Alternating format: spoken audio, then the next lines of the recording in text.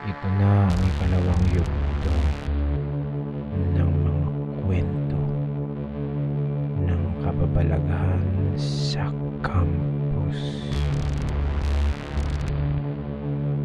Pakinggan, manginig, at matakot sa mga kwentong ito.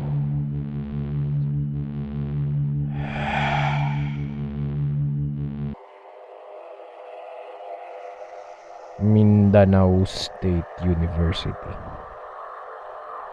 Malapit na ang graduation.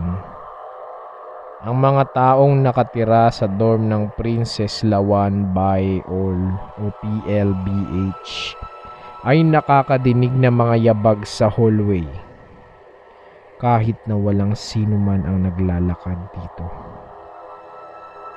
Ayon sa janitress dito, ang nadidinig nilang mga yabag ay galing sa nagpakamatay na babae nang malaman niya na siya ay buntis.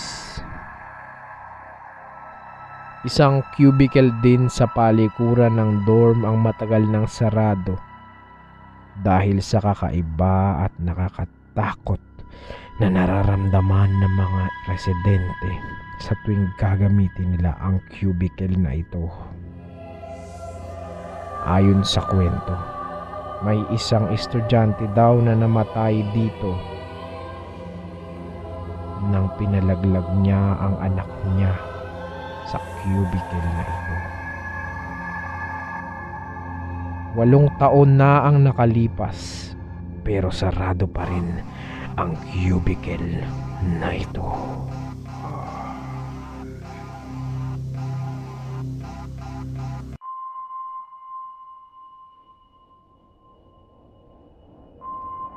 Fiat University. Alas 10 na ng gabi. Isang kadete ng ROTC ang nasa isang palikuran sa ikatlong palapag ng Paterno Building nang may mapansin siyang isang babaeng nakasuot ng puti at tila lumulutang sa ere. Dahil sa takot at sindak ay napasigaw siya. Sa lakas ng sigaw niya ay natawag niya ang pansin ng iba pa niyang kasama. Dali-dali silang lumapit sa mismong lugar. Pagdating nila, nakita nila ang parehas na lumulutang na babaeng nakaputi sa ere.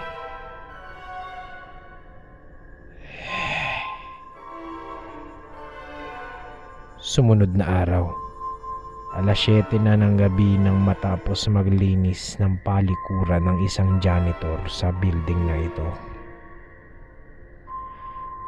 Malapit na siyang umalis nang may napansin siyang misteryosong babae na pumasok sa isang palikuran sa ikatlong palapag. Sinundan niya ang babae para sabihan na bawal pumasok sa palikuran na iyon. Pero pagpasok niya sa loob, walang sino man ang nandoon.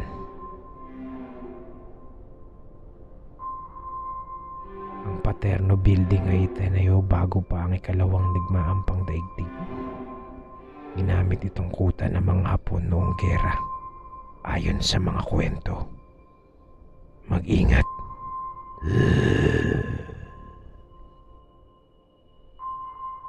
Polytechnic University of the Philippines. Nandyan lang siya. Kailanman di siya umalis. Ayon ito sa housekeeper ng PUP Jasmine Hostel.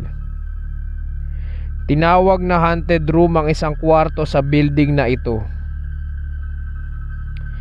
Sabi ng mga nakatira dito, pag dumadaan sila sa koridor ng building na ito ay may nadidinig silang mga bulong at umiiyak sa loob ng kwarto. Sabi nila ay may isang nursing board examinee ang nagpakamatay sa kwartong ito. May nagsabi din na nakikita daw nila ang isang babaeng naka-uniform ang naglalakad sa koridor ng mga building na ito sa kalaliman ng gabi. Minsan naman ay nagpapakita ito sa mga salamin ng mga palikuran na may dugo sa kanyang mukha. Kumakatok din daw umano sa mga kwarto ng building na ito at pag pinagbuksan mo ay wala namang tao, pero mararamdaman mo ang kakaibang pakiramdam. Sabi sa kwento, pag pinagbuksan mo ng pinto ang kumakatok na ito ay papasok ito sa kwarto mo. Kaya minumungkahi nila na paghating gabi at pag may kumatok, huwag mong pagbubuksan.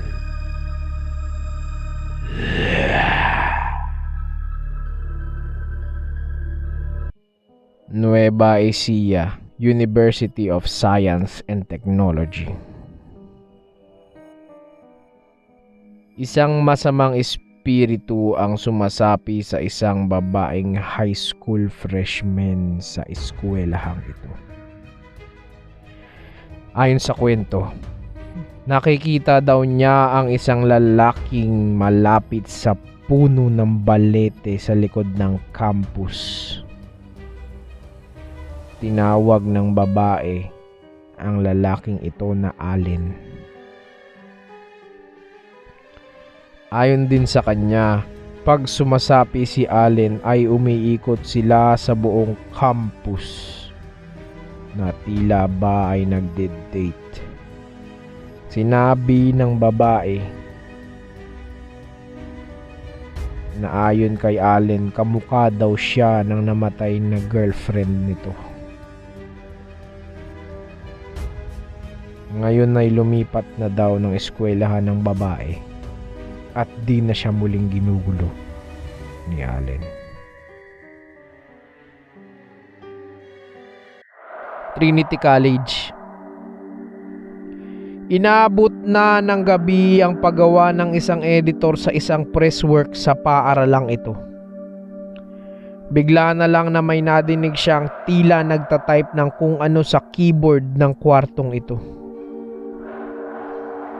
Natakot siya dahil alam niyang nag-iisa lang siya sa kwartong ito.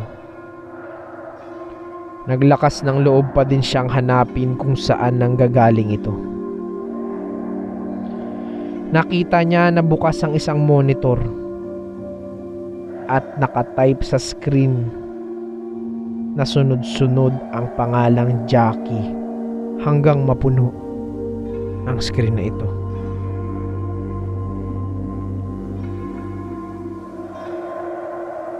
Kahit na nakakatakot ang na-experience ni Dian, isang present culture editor ng eskwelahan, nagpatuloy pa rin siya sa sumunod na gabi. Inabot na naman siya ng gabi sa kanyang gawain. Habang nag-e-encode ng article, may nadinig siyang isang tunog. Tila ba may bumulong sa kanyang tenga at nagsabi ng hello. Nang siya ay lumingon, nakita niya ang isang magandang babaeng nangamusta ulit sa kanya. Pero ito ay biglang nawala na lang. Merong third eye si Dian, kaya nagawa niyang makipaghalubilo sa babae. Nalaman niyang Patricia pala ang pangalan nito. Ayon kay Patricia ay matagal na siyang namamalagi sa lugar na iyon dahil tahimik at mapayapa ito. Dati daw ay isang parke ang lugar na iyon. Ayon kay Dian, isang magandang Espanyol ang mukha ni Patricia. Kayumanggi ang kulay at 5'5" ang tangkad niya. Tila mukhang manika.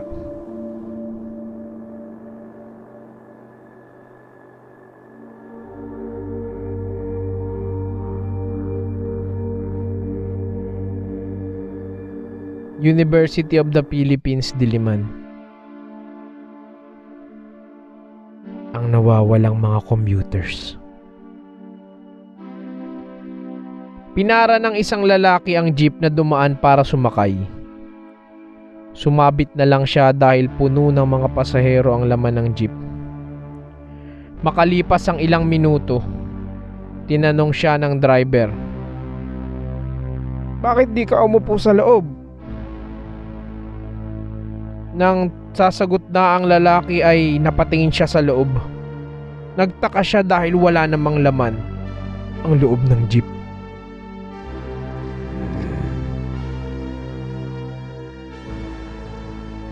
Ikot, Jeep Incident number 2. Nag-iisa na lang ang babae sa jeep nang pauwi na siya ng kanyang dormitoryo. Halos alas 9 na. Nagulat siya nang biglang mag-iba ng direksyon ang jeep. Di na nito sinunod ang ruta. Nakiusap siya, "Manong, bababa na po ako sa dorm." Pero di siya pinapansin ng driver. Nang bumalik ito sa ikot route, nakiusap ulit ang babae. Dahil dito ay pinababa na siya ng driver sa may malapit sa kanyang dorm. Pero bago siya bumaba ay sinabihan siya ng driver, "Ineng, pag uwi mo ng bahay, hubarin mo agad ang damit mo at kung pwede ay sunugin mo ito. Iniba ko ang ruta para makaiwas sa disgrasya. Kanina kasi, pagtingin ko sa salamin, wala kang ulo."